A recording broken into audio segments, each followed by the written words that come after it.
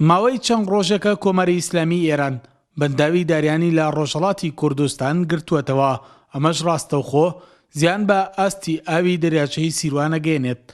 هاوکات جگە لە زیانی بۆ کەرتی کوشتوکاڵ گەورەترین مەترسیە بۆ بەردەم پرۆژەیەکی ستراتیژی دابینکردنی ئاوی خواردنەوە بۆ پارێزگای هەڵەبجە کە لەسەر دەریاچەی سیروان لە کۆتایی کارکردنیدایە. نسبة الإنجاز الحالي 90%. پرۆژەکەمان لە سەدانەوەی کۆتایی هاتەوە بە بودجەی 175 میلیۆن دلار جێبەجێ ئەکرێت. ئاوی خواردنەوەی هەڵەبجە سیروان سەی سادق پاڵفتەیە کات و دابینیەکات.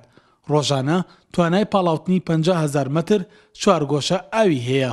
پێشەوەی ئاوی بەنداوەکە لە ئێران بگیرێتەوە، ئەو بەشاوەی کە پێویست بوو بۆ ئەم پرۆژەیە لەسەر دەریاچەکە بەدەست هات و هیچ مەترسیەک نەبوو. بەڵام ئەگەر بێت و بە یەکجاری لە بەنداوەکەی ئێرانەوە ئاو نێتە ناو دەریاچەی سیروان، بێگومان مەترسی کەمی ئاوی هەیە.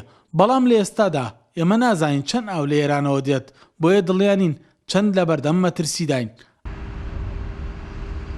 قایمقەمی ناوەندی قەزای هەڵەبجەش ناشارێتەوە کە بەنداوەکەی ئێران گەورەترین مەترسیە لەسەر ئاوی سیروان.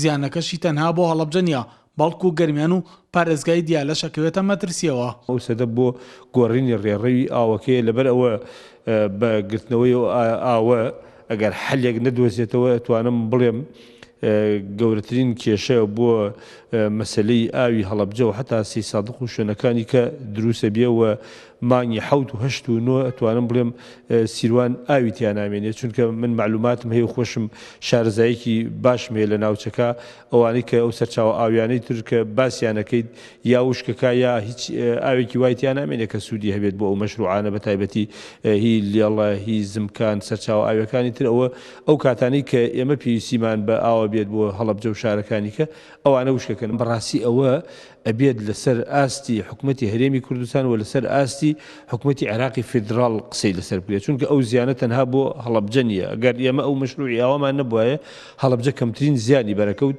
زیانی گەورە بەر ئیداری گەرمیان و بەر پارێزگای دیالەیەکەوێت کە هەموو زەویەکانیان بە ئەو سەدە دەربەندیخانە ئاودێریەکە. بە بڕای شارەزایان گرتنەوەی سەرچاوە ئاویەکان لەلایەن کۆماری ئیسلامی ئێرانەوە هەوڵدان بە وشکردنی دەریاچەی سیروان یەکێکە لە گەورەترین مەترسیەکانی بەردەم ژیانی هەزاران هاوڵاتی هەرێمی کوردستان و پارێزگای دیالە.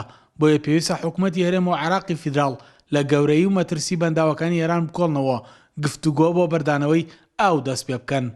سەلاح جەمیل، کورسات نیوز، هەڵەبجە.